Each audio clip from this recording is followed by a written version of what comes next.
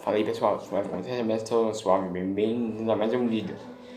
E hoje mais um unboxing aqui de um game totalmente diferente. Só que de Need for Speed. Não é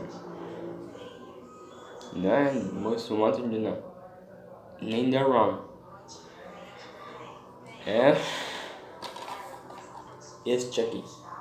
Need for Speed Hot Pursuit de 2010. Bom, aqui atrás, bem de boa. E dá pra ver que é muito bonito.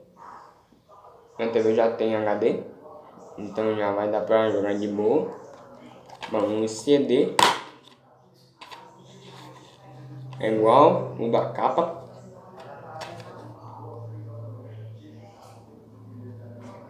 Brabo, né? Monstro.